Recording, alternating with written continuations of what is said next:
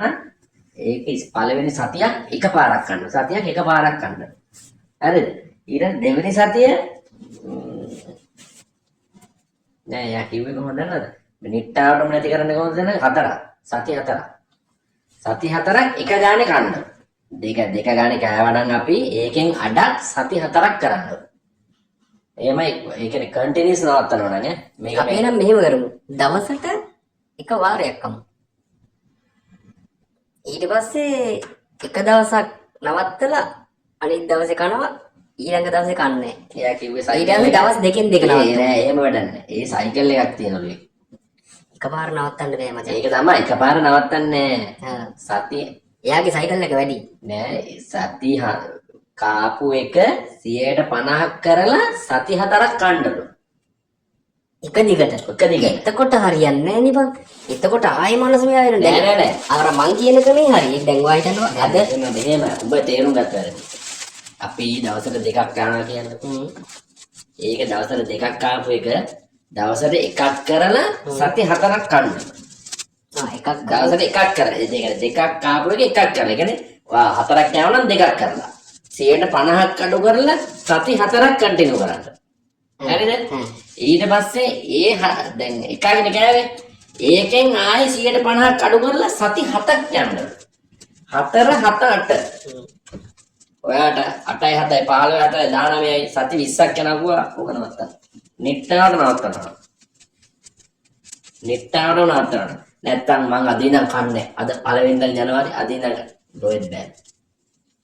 ඒ කියන්නේ වාගේ අංගේ ඒක රෙඩි වෙලාලු තියෙන්නේ. ඔයාව කරේ නැත්තම් ඔයාට වෙන වෙන ඉෆෙක්ට් එනවලු. එක්ක නිදිමත වැඩිපුර එනවලු. ඔයා මේ හොඳට නිදිය ගත්තත් පිට ගෑ නැත්තම් ඔයාට නිදිමතයි. ඒ ඇඟ පුරුදු වෙලා තියෙන නිදි. ඒකට සික් එකලු කියන්නේ. ඒක කියලාව සික් එක. කොඩු ගහපු සික් එක ඔය සික් එකයි ඔක්කොම දෙකරත් බෙන සික් එකයි ඔක්කොම සික් එකයි. මේ අපිට කරන්න තියෙන හොඳම දේ තමයි හැමදාම කෑවත් අර මේ කන ප්‍රමාණය කියන ප්‍රමාණය අඩු කරමු. හරි? කොලයක් කනවනේ.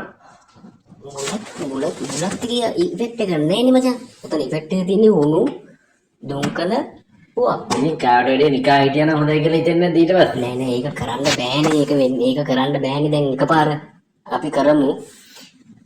බුලත් උඹ කොලේ කෑවට මං කන්නේ භාගයයිනේ. එතනත් වෙනසක් තියෙනවා. උඹ කන උණු ප්‍රමාණය නෙවෙයි මම කන්නේ. උඹ කන දුම්කල ප්‍රමාණය නෙවෙයි මම කන්නේ. හරි? එතකොට ඉතින් මම මට අර ගැම්මෙන්නේ. එහෙම බෑ.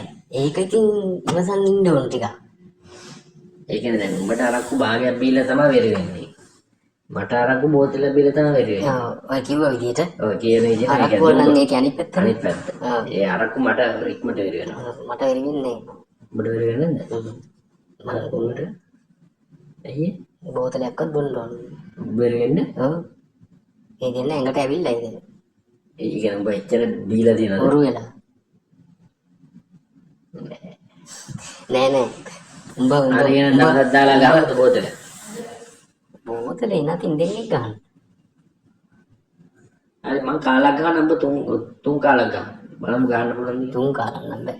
ඉතින් බෝතලයක් බෝතලයක් මං නිකන් එක්සැම්පල් එකක් කිව්වේ. බාගේ පුළුවන් නේ. ඒ 3-4ක් පුළුවන්. එහෙම පුළුවන්.